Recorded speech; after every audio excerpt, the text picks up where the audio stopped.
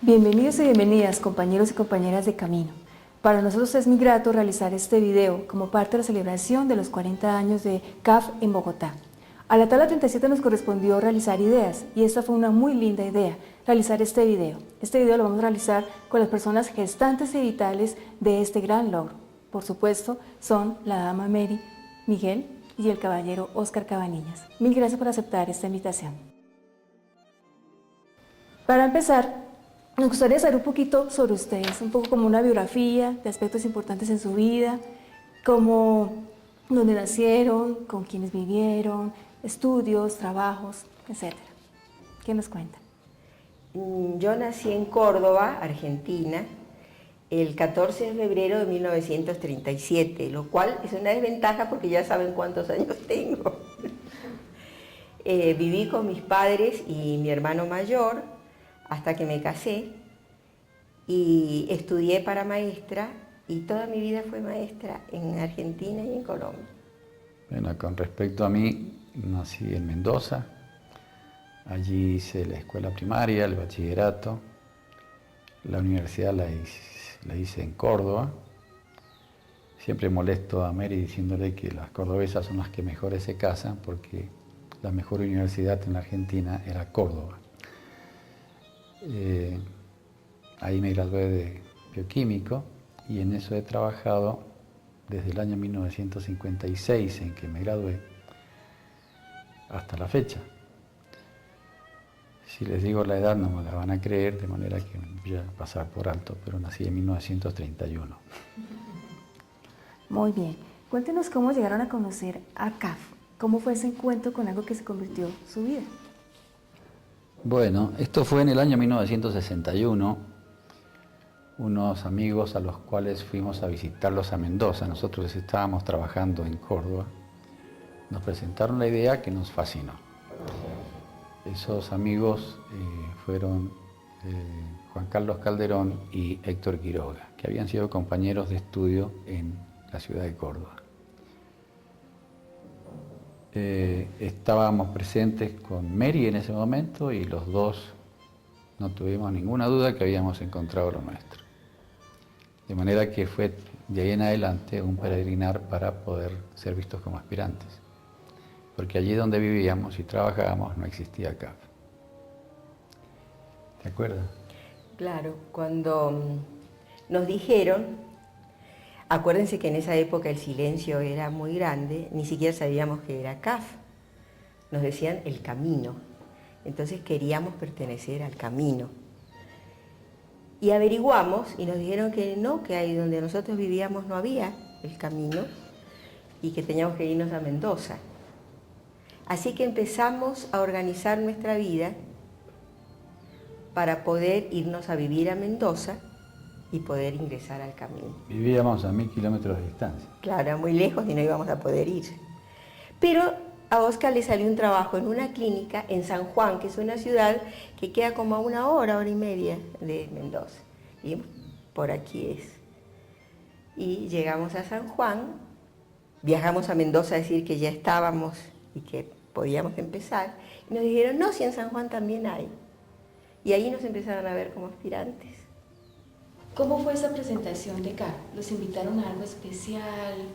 ¿Una reunión? ¿Cómo fue? No, nos dijeron que estaban en un camino de desenvolvimiento interior y quedamos extasiados. ¿Con solo decir Sí, que estaban en un sí. camino de desenvolvimiento interior? Sí, sí. ¿Nada más? Bueno, nos dijeron cosas pocas porque no se hablaba mucho. Fue una charla muy interesante. Lo que yo recuerdo fue que se le asignaba a la falta de libertad interior todos los problemas que existen en el mundo y que había que buscar de dar soluciones concretas, siendo uno interiormente libre. No sabíamos muy bien en qué consistía esa libertad interior. Algo escuchamos de la mística del corazón que no entendimos muy bien qué era, pero en todo caso sentíamos que eso era lo que de alguna manera habíamos buscado. Fue en una cena que hicimos en Mendoza, cuando los fuimos a visitar allá en el año 1961, ¿no es cierto? Bueno, por lo que veo ustedes como que ya se conocían antes de conocer a CAF. Cuéntenos un poquito de esa historia de ustedes, o sea, cómo se conocieron, cómo se casaron, esa decisión de casarse, un poquito toda esa historia de amor entre ustedes. Bueno, creo que como muchas parejas nos conocimos en una fiesta. Y yo creo ahora, haciendo un examen retrospectivo, que eso debe haber sido amor a primera vista. Porque, que no me oiga, vi en él una serie de valores que no había visto en nadie. Y por lo que sé, por mi suegra, él, después de conocerme, le escribió a la mamá y le dijo que había conocido a la niña con la que se iba a casar. Salvo que mi suegra me haya engañado. Y no se lo decía con cada novia, sino esa vez nomás. ¿Cuántos años tenían cuando se casaron? ¿Cómo fue esa decisión? Bueno, cuando Oscar se graduó, yo tenía 19 años y él tenía 25. Entonces ya llevamos año y medio de novios y él se iba a trabajar al campo. Pensamos que era un buen momento para casarnos. ¿Y se casaron de qué manera? ¿No estaban todavía en CAF, verdad? No, no estábamos en CAF. Nos casamos por el registro civil, porque allá en Argentina el matrimonio que vale es el del registro civil. Y después por la iglesia. Y nos fuimos a vivir al campo. Después tuvimos a nuestra hija Mabel. Y a los 3 años de haber nacido ella, tuvimos a nuestro hijo Oscar. Y estuvimos 5 años trabajando en la zona rural. Hasta que vino el contacto con CAF y nos trasladamos a San Juan. Bueno, ¿y cómo surgió la idea de CAF en Colombia, en las ciudades de Colombia? ¿Cómo fue ese proceso? Nosotros ingresamos a CAF en 1962, en mayo de 1962. En ese plenilunio de mayo, el mensaje que dio don Santiago fue el de la expansión. Y desde ese momento se comenzó a pensar que había que ir a diversos lugares del mundo a llevar la idea de la renuncia. Y nosotros pensábamos que si teníamos un hogar consolidado, si teníamos trabajo y teníamos una casita que se podía vender, teníamos 2 hijos a los que amábamos, podíamos ofrecernos para hacerlo. Y efectivamente nos ofrecimos y nos dijeron que sí. ¿Ustedes qué dan cuenta de eso? Yo recuerdo, fue un 25 de mayo, el Día Patrio Argentino en que ingresamos. Tuvimos contacto con el mensaje de plenilunio de ese año, que era la expansión, y coincidieron 2 cosas que nos marcaron mucho. En ese momento se estaban haciendo las visitas en Mendoza y en San Juan. Y recibimos la visita del caballero Gran Maestre Segundo, Señor Jorge, cuando recién habíamos ingresado acá. Él visitó las tablas de patrocinados y don Santiago, al cual no conocimos, porque él aprobó nuestro trabajo, pero no lo conocimos, hacía la visita a las tablas de solitarios, simultáneamente. Así que lo tuvimos muy cerca, pero no llegamos a conocerlo. Y fue todo un proceso de preparación durante 4 años para venirnos acá, prácticamente. Porque en el año 1966 fue que ya estaba todo listo. Y no sé si hay alguna anécdota que usted recuerde ahí. Me acuerdo cuando llegamos, me acuerdo el día que llegamos. Me acuerdo que en el aeropuerto en ese momento, claro que no era tan... Ahora van a decir que está feo, pero era muy... había a la salida una estatua muy grande de una mujer con los brazos abiertos. Y a mí me pareció un símbolo muy lindo de la acogida de Colombia, ¿no? Bueno, pero hubo un signo que no fue tan lindo, pero fue muy diciente, que hubo un apagón de 12 horas. Creo que había fallado algunos sistemas de mesitas de colegio, no sé. Entonces en toda Bogotá no había una sola luz.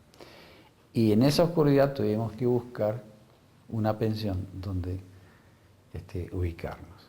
La ubicamos como a las 12 de la noche, después de tanto recorrer. Creo que estaba todo lleno porque estaban inaugurando o había una reedición de la Feria Internacional, que era toda una novedad.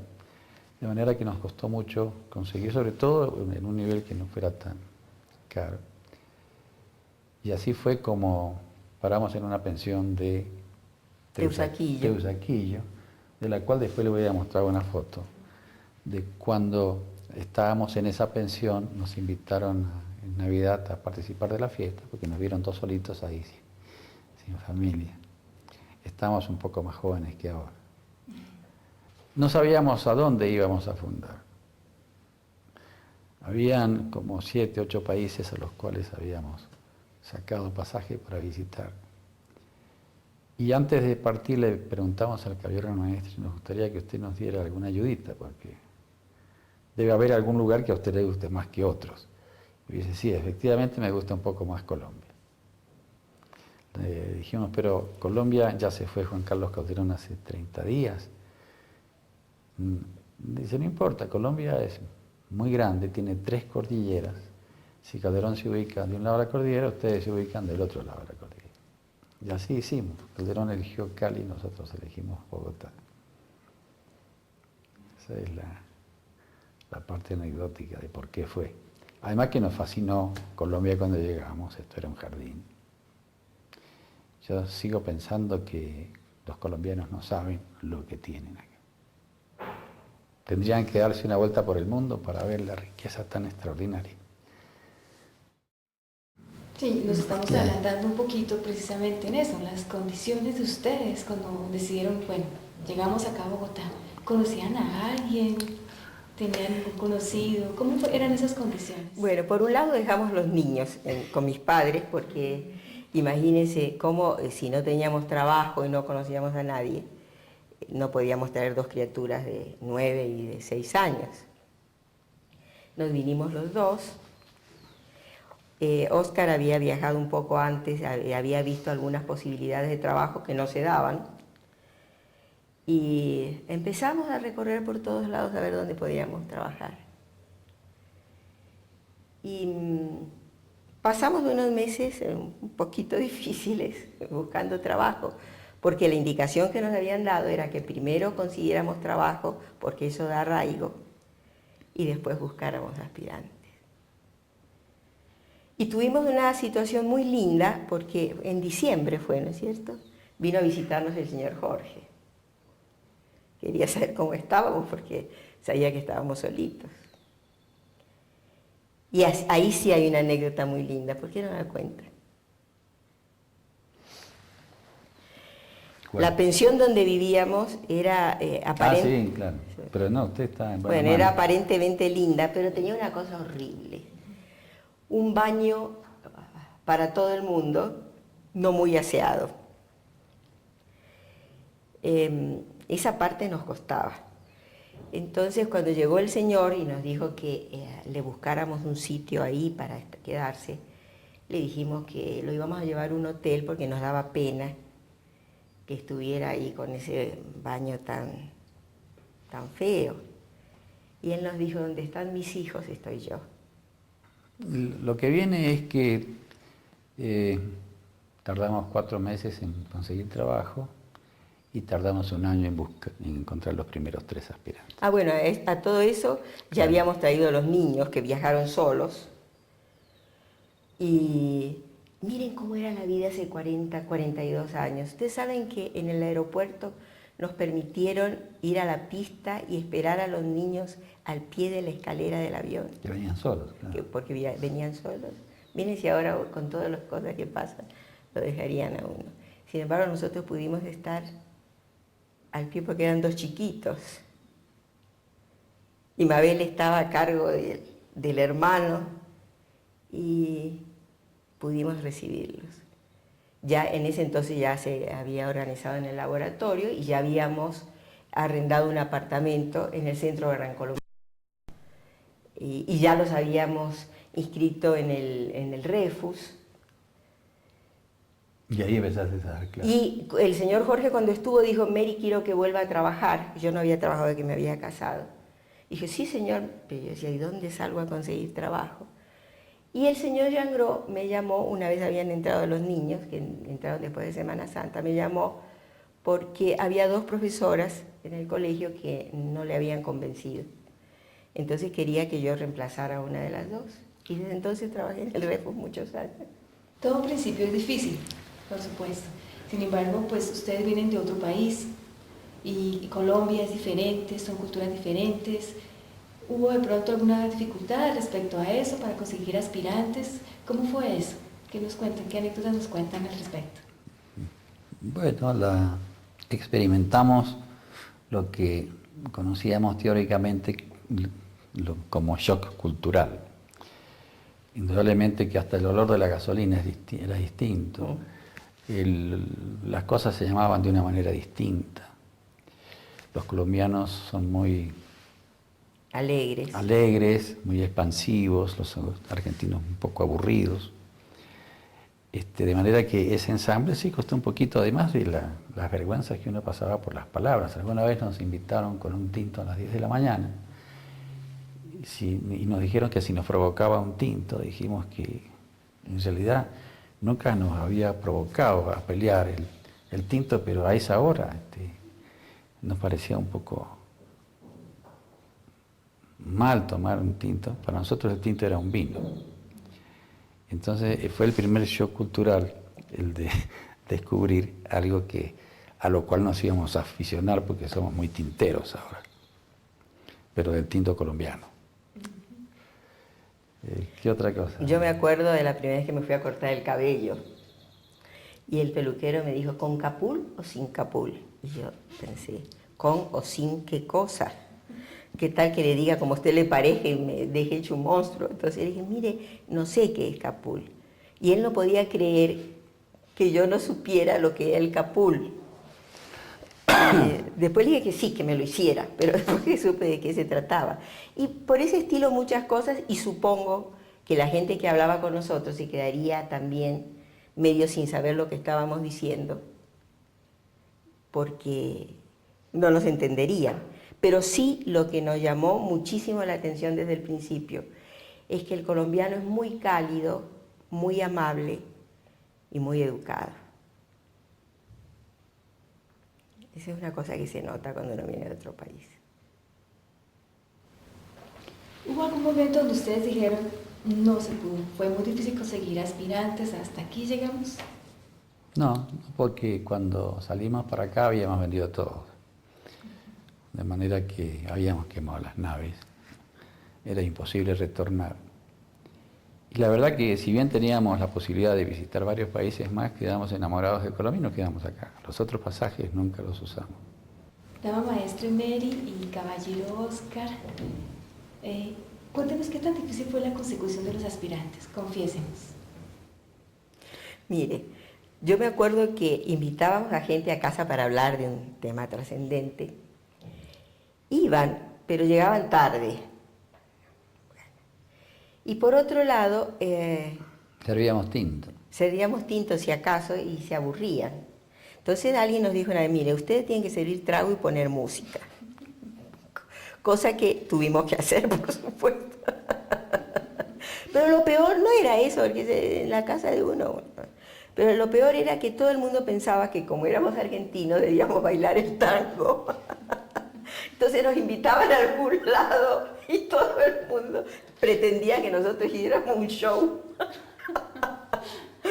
Pero éramos capaces de cualquier cosa, había que acercarse a la gente, ¿no? Usábamos mucho el comentario de libros en las reuniones que hacíamos en casa.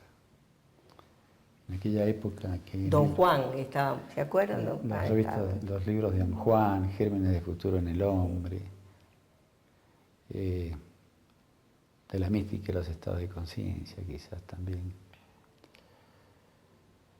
Pero de todas esas reuniones que hicimos no surgió ningún aspirante. Se ve que hay que hacer una inversión energética y surgen por otra parte, porque surgieron por otra parte. El asunto es que los encontramos. ¿Cómo fue que surgieron? Cuando viajaste a Santa Marta, ¿no fue? Ah, sí, había un congreso, Pero un congreso, en ¿no? Que iba de de paseo. bacteriología a fines del año 67. Y en el vuelo le hablé al compañero de asiento. Y él me dijo, extraordinario lo que me estás contando, pero yo no me animo. Pero tengo un primo que sí se va a animar, me dijo. Y ese primo fue uno de los primeros que ingresó, que estuvo un día y se fue, pero sirvió para fundar. Y estando allá, bailando en las fiestas, que yo conocía a una bacterióloga que le fascinó la idea, y dice, me gusta mucho, pero no me animo. Pero mi esposo, que va a venir a buscarme, él sí se le va a medir. Cuando llegó el esposo, efectivamente se le midió y él fue el segundo con el cual podíamos hacer la fundación. Y después el tercero lo mandó. Claro, que vino gracias a la obra de Cali. Pablo VI. Claro, vino de Cali. Claro, había un ingeniero que vino de Cali que había tenido un pequeño contacto allá y no siguieron hablando. Venía como calculista de la obra de Pablo VI. A él le tocó el edificio que queda justo en la 30 con 53, ese de la esquina, ese lo calculó el número 3 que sirvió para fundar. Hacían falta 3 de acuerdo a nuestro reglamento para fundar. Y se fundó. Yo estaba convencido que era el 3 de marzo que se había fundado. Después resultó que era el 23 de marzo que se había fundado. Fíjense que la memoria falla a veces. Precisamente era una de las preguntas, ¿cuál ha sido ese momento especial en ustedes que hayan sentido como ese arrobamiento, esa satisfacción de haber logrado esa misión durante todo ya el tiempo que ha transcurrido en CAF? Algo que se les ha grabado en el alma, que realmente les ha... Y el día de la fundación de esa primera tabla, de la tabla 37, porque era el inicio real de algo, la concreción de algo. Claro, es lo que le daba sentido a todo. Fíjense que lo interesante es que se funda, de acuerdo a nuestras disposiciones reglamentarias, y se crea un vórtice que es de consecuencias inimaginables, porque los 3 primeros ya no están. Pero se generó un vórtice que estamos viendo resultados muy satisfactorios y positivos a través del tiempo, y hay muchas almas excepcionales aquí en Colombia que están participando de la obra de CAF. Bueno, finalmente tendríamos muchísimas preguntas, pero pues acá toca como la televisión, toca cortico. Cuéntenos cuáles han sido esos logros para ustedes que ha obtenido CAF en todos estos 40 años. Yo pienso que es el despertar de conciencia que se ha hecho. Creo que ha habido un cambio muy grande en la mentalidad de toda la sociedad. No solo por CAF, digo porque hay dentro de un proceso de desenvolvimiento de la humanidad se va dando. Y en este momento yo considero que hay un despertar de conciencia en los seres humanos que es notorio. Claro, eso está avalado por 2 cosas, pienso. Una desde el punto de vista físico, representativo, porque los miembros de CAF en Colombia son una parte representativa del cuerpo místico de CAF en el mundo. Y segundo, porque se nota en muchísimos aspectos en la vida diaria cómo el mensaje de la renuncia ha calado en muchísimos aspectos y hay muchos que lo están viviendo. Y aquella palabra que no entendíamos casi ahora y que sentíamos que era la nuestra, la mística del corazón, que se apoya en la expansión de la conciencia por ser interiormente libre, es una realidad. Y ya hay muchas personas, que hasta Francisco Maturana habla por ahí de que perder es ganar un poco. y estamos muy contentos, pues. Y ahora sí, la última pregunta para finalizar. ¿Qué mensajes nos dejan a los hijos y las hijas que tanto los admiramos y los tenemos dentro de nuestro corazón? Yo creo profundamente en la perseverancia. Yo creo que hay que perseverar en el trabajo interior. Pienso que más allá de las limitaciones personales que uno tenga, más allá de las dificultades que el medio genera, si el ser humano y si el hijo de CAF persevera en trabajar sobre su vocación, eso es lo que vale. Bueno, yo creo que habría que considerarnos personas normales, comunes y corrientes todos. Es decir, habría que descartar ninguna posibilidad de ser mesiánico, porque eso genera una cuestión que no me gusta. Y como somos personas comunes y corrientes, yo creo que el punto clave es que uno, cuando encuentra su vocación, se tiene que enamorar de ella y jugarse por ella. Ese es el secreto que yo quisiera transmitir. Todo lo demás pasa a segundo lugar.